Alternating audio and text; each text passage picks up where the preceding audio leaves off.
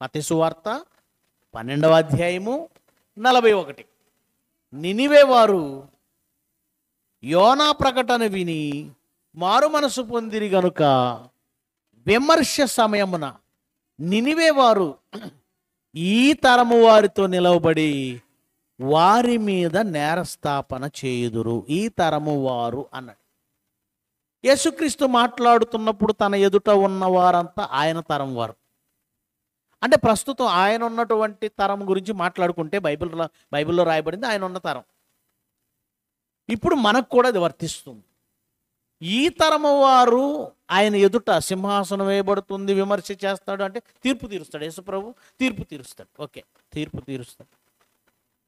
విమర్శ సమయమున నినివే పట్టణస్థులు లేచి ఈ తరము వారి మీద నేరస్థాపన చేయడం ఏంటండి? ఆశ్చర్యంగా ఉంది. ఉదాహరణకు ఈరోజు మనం 2024లో ఉన్నాం. యోనా కాలం ఎప్పుడు అంటే క్రీస్తుపూర్వం సుమారు 500, అంటే ఇప్పటికి 2500 సంవత్సరాలు. ఇక్కడ ప్రశ్న ఏంటంటే 2500 సంవత్సరాల క్రితం మరణించినటువంటి ఆ నినివే పట్టణస్థులు వచ్చి ఈరోజు ఇక్కడున్న నా మీద నేరం ఏం చెప్తారు? ఏమండి, నేరస్థాపన ఎలా చేస్తారు? మీ మీద ఏమైనా నేరస్థాపన చేస్తారు? చెల్లుతుందా? ఏ కోర్టులోనైనా ఒక వ్యక్తి నేరస్తుడని చెప్పాలంటే ఆ వ్యక్తి చేసిన తప్పుని కళ్ళారా చూసినవాడు, అంటే ఆ కాలంలో ఆ టైంలో ఆ స్థలంలో తాను పూర్తి స్పృహలో ఉండి తాను చేసిన నేరాన్ని అతను చేసిన నేరాన్ని ఇతను చూసి ఉండాలి. అప్పుడు మాత్రమే ఇతని నేరాన్ని అంగీకరిస్తాడు. ఇతను మోపిన నేరాన్ని ఫలానా వాడు హత్య చేస్తుండగా నేను చూశాను జడ్జి గారు అని ఒకడు చెప్పాలంటే అతడు ఆ కాలానికి చెందినవాడై ఉండాలి. అతడు ఆ పని చేసేటప్పుడు ఆ టైంలో అక్కడ ఉండాలి, కళ్ళారా చూడాలి. అప్పుడు మాత్రమే అతడు చేసే నేరాన్ని అంగీకరిస్తాడు, అతని నేరస్థాపన అంగీకరిస్తాడు జడ్జ్.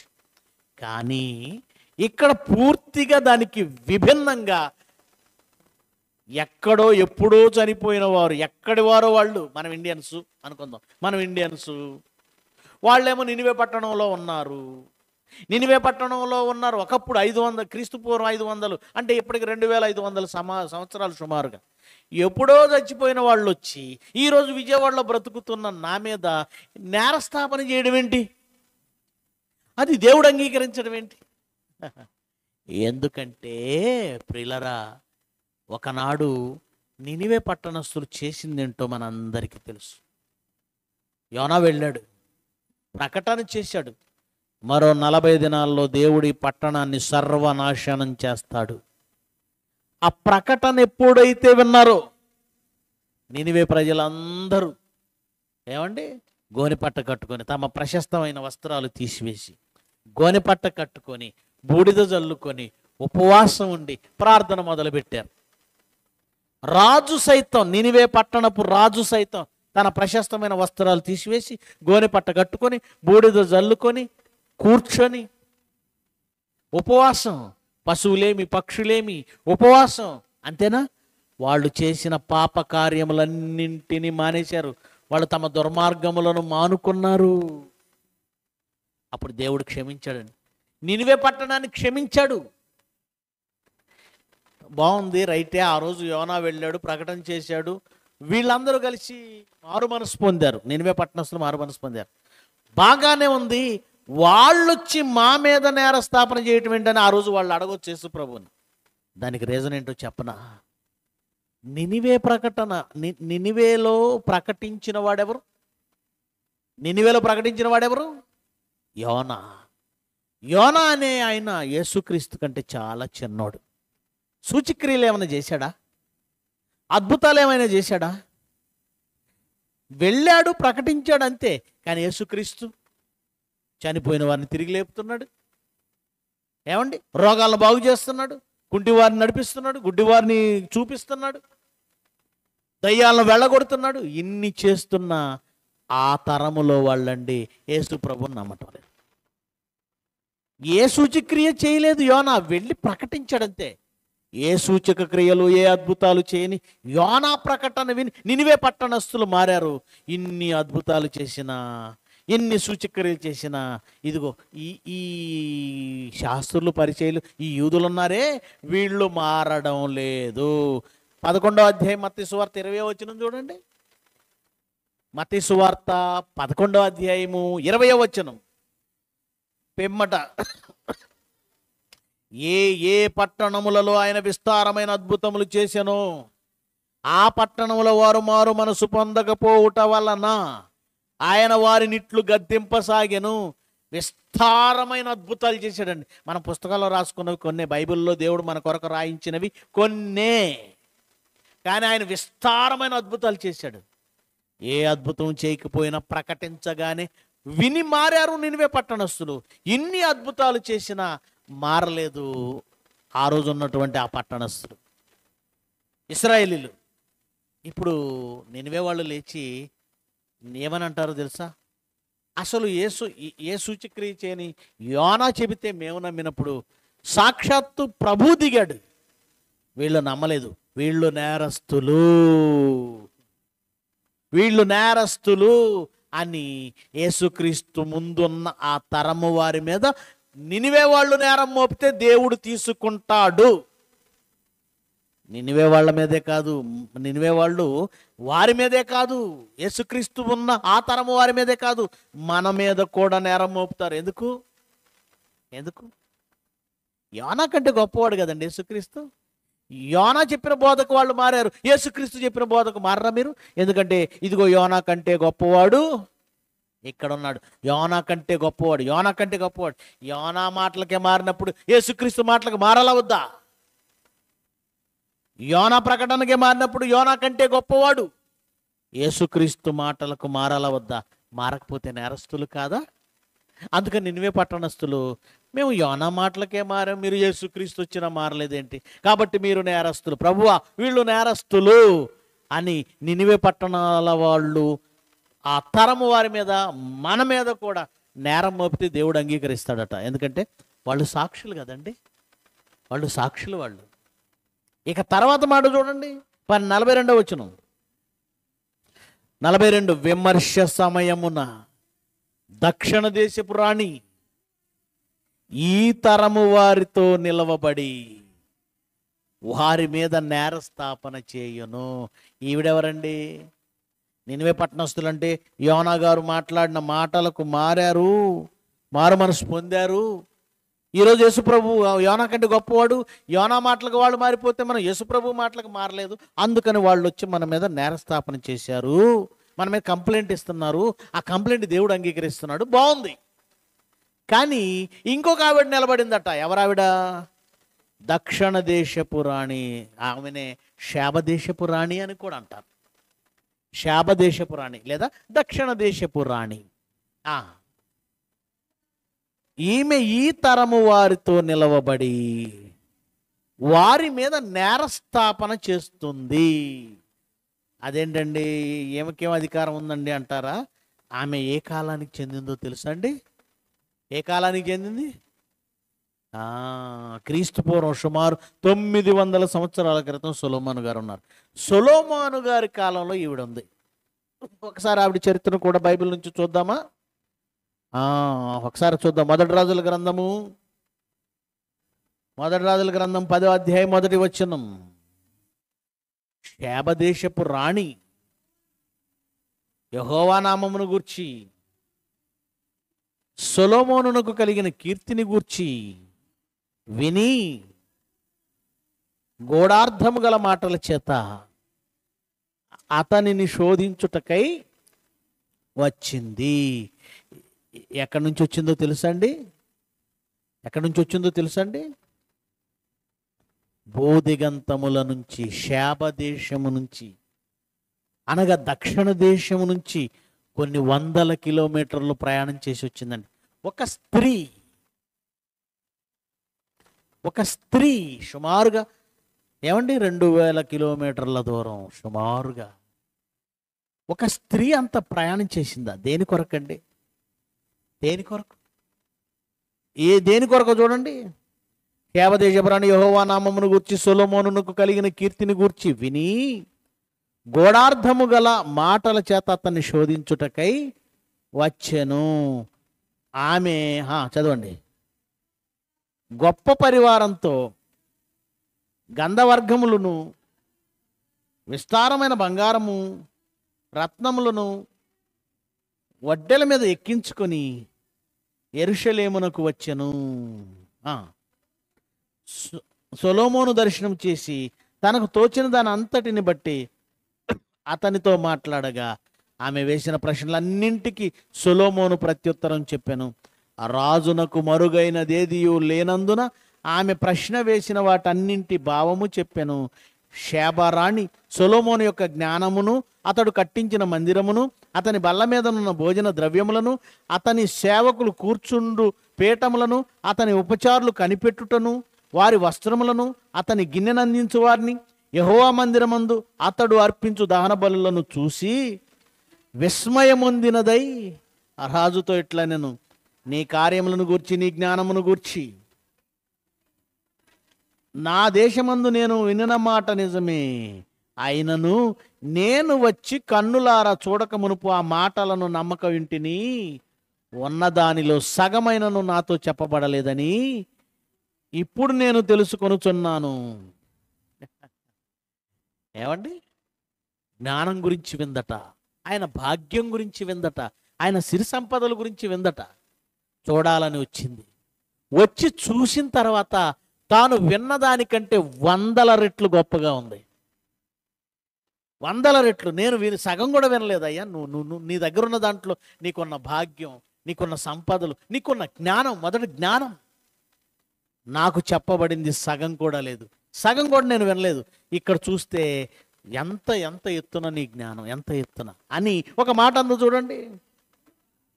నీ జనులు భాగ్యవంతులు, నీ ముందర ఎల్లప్పుడూ నిలిచి నీ జ్ఞాన వచనంలో వినుచుండు నీ సేవకులు భాగ్యవంతులు. ఏమందో తెలుసండి? ఆ మాటకు అర్థం ఏంటో తెలుసండి? నేను ఒక దేశానికి రాణినైపోయాను.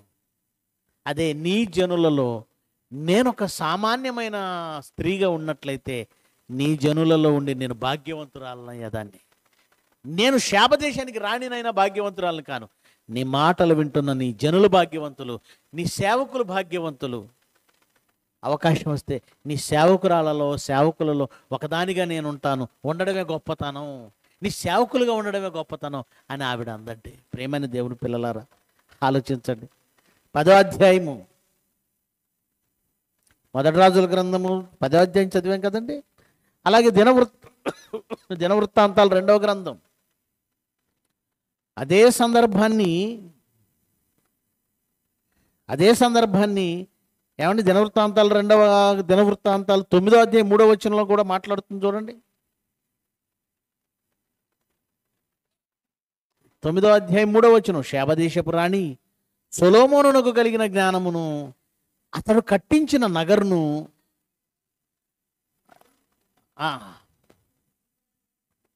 9వ అధ్యాయము మరి 3వ వచనం నుంచి చదువుదాం. శాబదేశపు రాణి సొలొమోనునకు కలిగిన జ్ఞానమును, అతడు కట్టించిన నగరును, అతని బల్ల మీద భోజన పదార్థములను, అతని సేవకులు కూర్చుండుటను, అతని ఉపచారులు కనిపెట్టుటను, వారి వస్త్రములను, అతని గిన్నెలను అందించు వారిని, వారి వస్త్రములను, యెహోవా మందిరమందు అతడు అర్పించు దహన బలులను చూచినప్పుడు ఆమె విస్మయముంది. రాజుతో ఇట్లా, నీ కార్యమును గూర్చి, జ్ఞానమును గూర్చి నా దేశమందు వినిన వర్తమానము నిజమే గాని నేను వచ్చి కన్నులారా చూచు వరకు ఈ వారి మాటలు నమ్మకం ఏంటిని, నీ అధిక జ్ఞానమును గూర్చి సగమైనను వారు నాకు తెలుపలేదు. నిన్ను గూర్చి నేను వినిన దానికంటే నీ కీర్తి ఎంతో హెచ్చుగానున్నది. నీ సేవకుల భాగ్యము మంచిది. ఎల్లప్పుడూ నీ సముఖమున నిలిచి నీ జ్ఞాన సంభాషణను వినుచుండు నీ సేవకులైన వీరి భాగ్యము మంచిది. ఏమండి, సొలొమోను జ్ఞానము కొరకు కొన్ని 100 కిలోమీటర్లు ప్రయాణం చేసి వెళ్ళింది శాబదేశపు రాణి, దక్షిణ దేశపు రాణి. కొన్ని 100 కిలోమీటర్లు. ఆవిడ ఎందుకు నిలబడి నేరస్థాపన చేస్తుంది అంటారా? ఈరోజు యేసుక్రీస్తు స్వయంగా, అనగా యేసుక్రీస్తు మత్తయి సువార్తలో 12వ అధ్యాయంలో మాట్లాడుతున్నప్పుడు ఆయనే స్వయంగా, అంటే జ్ఞానమునకు నిర్వచనం. యేసుక్రీస్తు ఎవరు? ఆయనే జ్ఞానం. పరలోకము నుండి వాక్యముగా ఉన్న పరలోకంలో వాక్యంగా ఉన్న ఆయనే శరీరధారి అయి మనుషుల మధ్యకు వస్తే సొలొమోను గొప్పవాడా, యేసుక్రీస్తు గొప్పవాడా? ఇదిగో సొలొమోను కంటే గొప్పవాడు ఇక్కడ ఉన్నాడు అన్నాడు 12వ అధ్యాయంలో. సొలొమోనుకు జ్ఞానం ఇవ్వబడింది, కొంత ఇచ్చాడు దేవుడు అంతే. సొలొమోనుకి ఇచ్చిన జ్ఞానం చిన్నది కాదండి. ప్రపంచ దేశాల మనుషులు ఇప్పటికీ ఆ జ్ఞానం గురించి గొప్పగా మాట్లాడుకుంటారు. సొలొమోను జ్ఞానం మాటలలో ఒక ఫేమస్ మాట చెప్పమంటారా? ఇద్దరు స్త్రీలు గొడవండి. ఇద్దరు స్త్రీలు, వాళ్ళిద్దరు వేశ్యలు, ఇద్దరు బిడ్డలను కన్నారు, మగ పిల్లలను కన్నారు. ఇద్దరు రాత్రి వేళ నిద్రపోయారు. నిద్రలో ఒకటి ఏం చేసిందంటే తన బిడ్డ మీద పడుకుంది. బిడ్డ చచ్చిపోయింది. తెల్లవారు లేచి చూసేసరికి బిడ్డ చచ్చిపోయి ఉండడం చూసి ఈ బిడ్డను తీసి దాని పక్క దాని దగ్గర పడుకోబెట్టేసి బ్రతికున్న దాని బిడ్డను తీసి దీనికి అవిగిట్లో పెట్టుకుంది. అది లేచింది, తెల్లవారు లేచి అది చూసుకునేసరికి చచ్చిపోయిన బిడ్డ, తన బిడ్డ చచ్చిపోయిందని ఏడుస్తుంది. కానీ పరిశీలనగా చూస్తే చచ్చిపోయిన బిడ్డ తన బిడ్డ కాదని, అదిగో ఆ బతికున్న బిడ్డ తన బిడ్డని, ఇది బిడ్డను మార్చేసిందని గ్రహించింది. వీళ్ళిద్దరు గొడవ పడ్డారు. ఆ గొడవ కాస్త సొలొమోను దగ్గరికి వచ్చింది. బ్రతికున్న బిడ్డ నా బిడ్డ అంటే నా బిడ్డ, నా బిడ్డ అంటే నా బిడ్డ అని ఇద్దరు అనుకుంటున్నారు. ఎవరికి ఏం సమాధానం చెప్పాలో అర్థం కావటం లేదు. ఈ కేసు సొలొమోను దగ్గరికి వచ్చింది. అప్పుడు సొలొమోను ఇచ్చిన తీర్పు అండి సెన్సేషనల్. ఏమని తీర్పు ఇచ్చాడో తెలుసా అండి? ఒక సైనికుడు చెప్పాడు, ఖడ్గం ఒకటి తీసుకొచ్చి ఆ బిడ్డను రెండు భాగాలు చేసి సగానికి ఆ బిడ్డను చెరొక ముక్క తల్లులకి ఇద్దరికి ఇచ్చేయమన్నాడు. అప్పుడు నిజంగా ఆ బిడ్డను కనిన తల్లి ఉందే, అది పేగులు తరుగుకుపోయి మనసంతా ఒకలాగా అయిపోయింది. వెంటనే పాదాల మీద పడిపోయింది, ప్రాధేయపడిపోయింది, అయ్యా బిడ్డను చంపొద్దు, నా బిడ్డ ఎక్కడున్నా బ్రతికుంటే చాలు, దానికి ఇచ్చేయండి, ఆ బిడ్డను దానికి ఇచ్చేయండి, కానీ బిడ్డను చంపొద్దు అని ఒక తల్లి అంటే, ఇంకొకది అంటుంది ఆ బిడ్డ నాది కాకూడదు, దానిది కాకూడదు, 2 ముక్కలు చేయంటుంది. అప్పుడు రాజు అన్నాడు, బిడ్డను చంపక బ్రతకనీయమని ఏ తల్లి ప్రాధేయపడుతుందో ఆమె మాత్రమే ఈ బిడ్డ తల్లి, ఆ బిడ్డను దానికి ఇచ్చేయండి అన్నాడు. ఏమండి, చిన్న విషయం కాదండి ఇది. ఎప్పటికీ ఆ తీర్పుని ఇప్పటికీ ప్రపంచ దేశాలలో చాలామంది చిన్న చిన్న నాటికలు, చిన్న చిన్న డ్రామాలు, చిన్న చిన్న స్క్రిప్ట్ల ద్వారా ప్రదర్శిస్తూనే ఉన్నారు. సినిమాల్లో కూడా ప్రదర్శిస్తూ ఉన్నారు. నా చైల్డ్హుడ్లో స్కూల్లో ఉన్నప్పుడు అండి ఖచ్చితంగా ఈ డ్రామాని ఏదో ఒక యానివర్సరీ రోజు ఖచ్చితంగా వేసేవాళ్ళు. యానివర్సరీ అప్పుడు వేసేవాళ్ళు, ఎవరో ఒకరు వేసేవాళ్ళు. మరికొంతమంది ఏం చేశారు తెలుసండి, ఇదే స్టోరీని కొంచెం మన ఇండియన్ నేటివిటీకి సరిపోయినట్లుగా రాసుకొని మర్యాద రామన్న అనే కథతో రాసుకున్నారండి. మర్యాద రామన్న ఆయన ఇలాంటి తీర్పిచ్చినట్లుగా వాళ్ళు రాసుకున్నారు. ఈ కథ మర్యాద రామన్నది కాదు, సొలొమోనుది.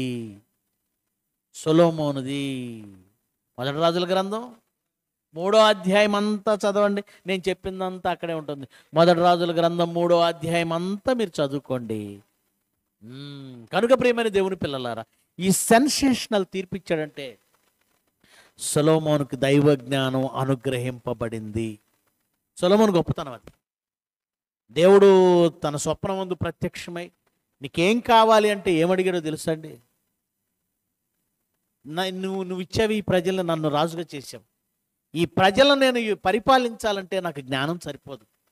విస్తారంగా ఉన్నారు కదా నీ ప్రజలు, వాళ్ళకు తీర్పు తీర్చాలి, వాళ్ళకి న్యాయం చెప్పాలి, వాళ్ళని పరిపాలించాలి, వాళ్ళకు తీర్పు చెప్పాలన్నా, వాళ్ళకి న్యాయం తీర్చాలన్నా, వాళ్ళకు న్యాయం జరిగించాలన్నా నాకు జ్ఞానం సరిపోదు, నాకు జ్ఞానం కావాలి అని అడిగాడు. నాకు జ్ఞానం కావాలి. దేవుడే ప్రత్యక్షమై ఏం కావాలో, ఏ వరం కావాలో అంటే కోట్లు అడిగేస్తాం మనం. శత్రువుల ప్రాణాలు అడగలేదు, రాజ్యాన్ని విస్తరించాలి, ఆ రాజ్యం నాకు ఇచ్చే, ఈ రాజ్యం నాకు ఇచ్చే అనలేదు, ధనధాన్యాలు అడగలేదు, జ్ఞానం అడిగాడు. దేవుడు సంతోషపడిపోయాడు, సంబరపడిపోయాడండి. సొలొమోను, నువ్వు చేసిన మానవి నా దృష్టికి చాలా చాలా చాలా సంతోషం, చాలా అంగీకారంగా ఉంది. నువ్వు ధనధాన్యాలను అడగట్లేదు, శత్రువుల ప్రాణాలను అడగట్లేదు, రాజ్యాల విస్తరణ అడగటం లేదు, నా ప్రజల కొరకు నువ్వు జ్ఞానం అడిగావు, నీకు ఇస్తున్నాను. జ్ఞానంతో పాటు ఇదిగో సర్వ సంపద నీకు ఇచ్చేస్తున్నాను. అది రైట్, బాగుంది. సొలొమోను గొప్పవాడే. సొలొమోనుకు జ్ఞానం ఇచ్చినవాడు, సొలొమోనును ఆస్తికర్తగా చేసినవాడు స్వయంగా భూమి మీదకు దిగాడు. సొలొమోను జ్ఞానమే గొప్పదనుకుంటే సొలొమోనును మించిన జ్ఞానం లేదా సొలొమోనుకే జ్ఞానం ఇచ్చిన జ్ఞానానికి నిర్వచనం యేసుక్రీస్తు. సొలొమోను జ్ఞానం కోసం ఆమె కొన్ని వందల కిలోమీటర్ల ప్రయాణం చేసి వస్తే యేసుక్రీస్తు స్వయంగా వాళ్ళ దగ్గరికి వెళ్ళాడు. వాళ్ళేమో ఆయన పట్టించుకోవట్లేదు, ఆయన మాటలు వినడం లేదు, ఆయన అంగీకరించడం లేదు. అప్పుడు విమర్శ దినమందు శాపదేశపురాణి నిలబడుతుందా నిలబడదా? ఏమిరా మీరు, ఇంత దౌర్భాగ్యులు మీరు! సొలొమోను జ్ఞానం కోసం నేను ఎంతో కష్టపడి వెళ్ళాను, యేసుక్రీస్తు జ్ఞానం కోసం మీరు ఎక్కడికి వెళ్ళిన అవసరం లేదు, ఆయనే వచ్చాడు, అయినా ఆయన మాటలు మీరు అంగీకరించట్లేదు, మీరు నేరస్తులు అని శాపదేశపు రాణి నేరస్థాపన చేస్తే దేవుడు శిక్షించేస్తాడు.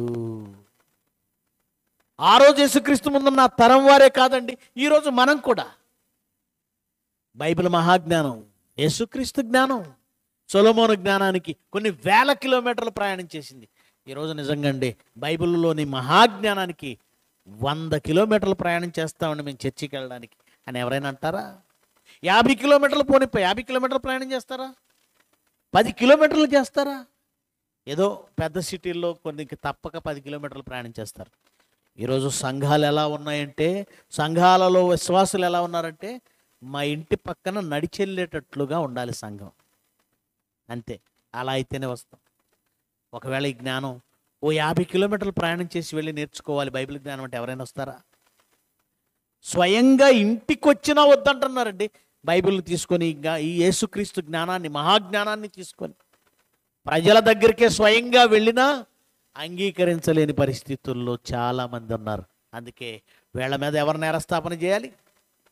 శాపదేశపురాణి. ఆమెకు ఆ హక్కు ఎలా వచ్చింది? సొలొమోను జ్ఞానం కోసం వందల కిలోమీటర్లు ప్రయాణం చేసింది. నువ్వు యేసుక్రీస్తు కోసం రాకపోతే నేరం కాదా అది?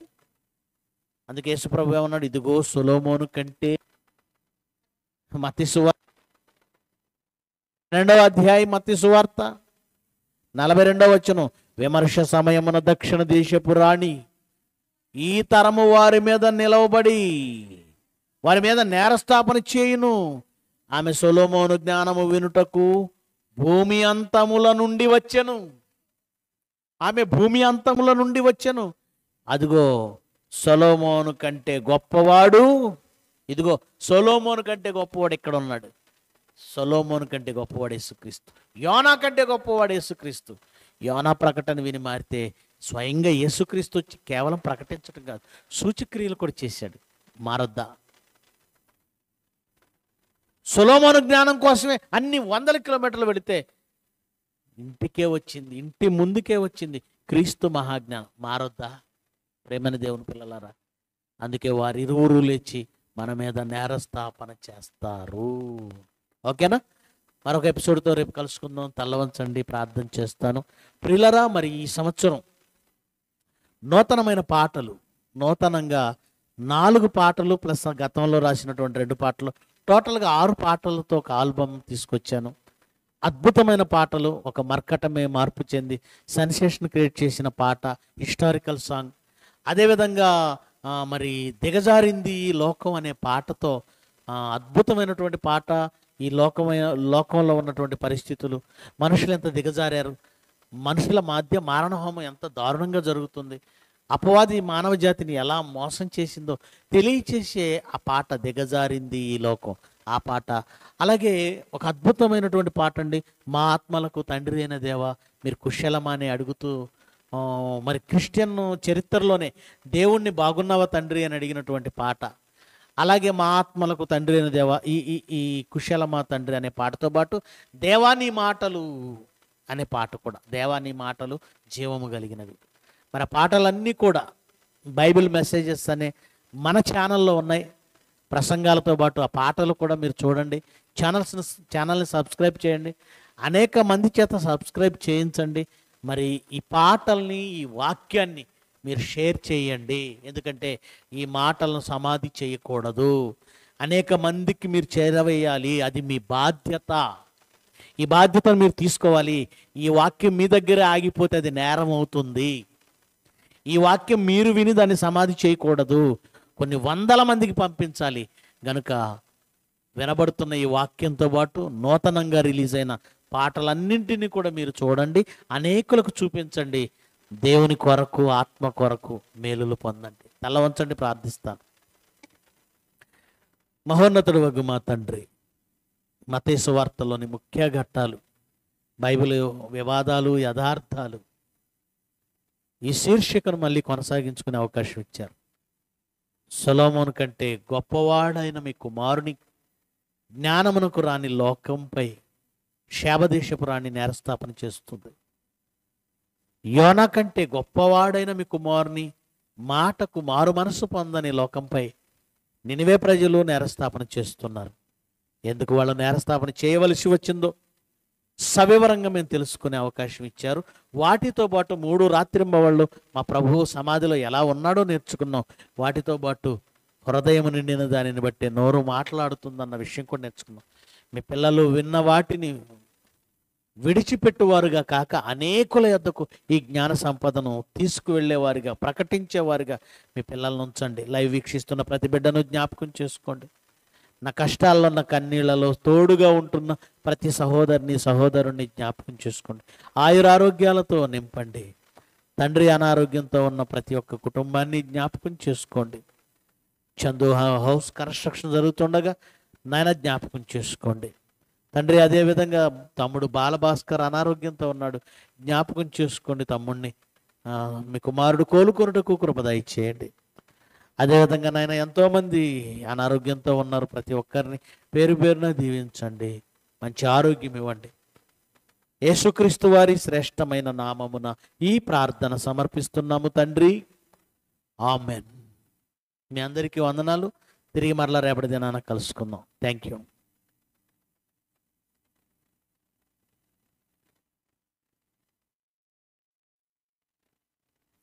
ఆడనే ఆరంభమా మన కథ, ఆడనే ఆరంభ.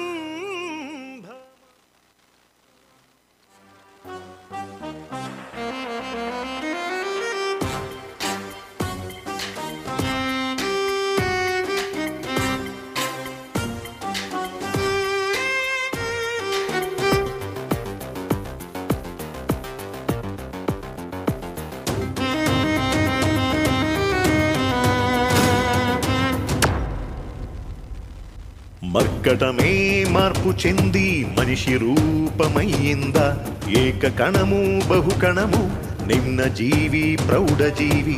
డార్విందొక సిద్ధాంతమా, అది మనిషికి వేదాంతమా?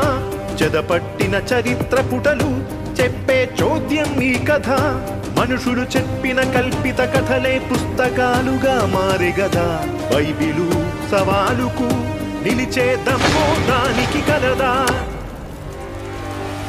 మర్కటమే మార్పు చెంది మనిషి రూపమయ్యిందా, ఏక కణము బహుకణము నిన్న జీవి ప్రౌఢజీవి.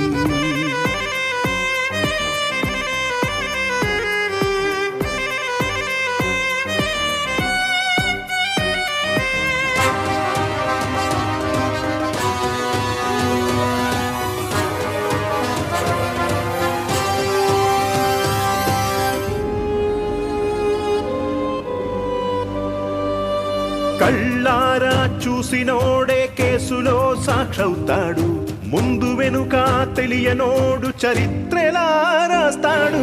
పునాది రాయి వేసినప్పుడు, పుడమి శూన్యంలో ఒదిగినప్పుడు, జగతి జననం ఆరంభం, అద్వితీయుడే ఆధారం. డార్విన్దొక సిద్ధాంతం, హెరిడోటస్ రాధాంతం. బ్రతికి ఉన్న జీవికి వేల ఏండ్లు చూపించి విఫలమైన కార్బన్ డేటింగ్ విశ్వజననం చెప్పగలదా? భూమి నుండి జీవి పుట్టే, నీటి నుండి పక్షి పుట్టే, జంతు జాతి జలచరములు దేనికవే జన్మించే. విలువేలేని సిద్ధాంతం విలువారికది విషతుల్యం. ఆది నుండి ఉన్నవాడు, అంతయు కలిగించినవాడు, వాస్తవాన్నే రాశాడు, వ్యాజ్యమాడు అన్నాడు. చరిత్ర జరిగిపోతా రా నా దగ్గరికి. మోకాళ్ళేరా నేర్పిస్తానికి చరిత్ర ఏంటో. మర్కటమే మార్పు చెంది మనిషి రూపమయ్యిందా, ఏక కణము బహుకణము నిమ్న జీవి ప్రౌఢ జీవి.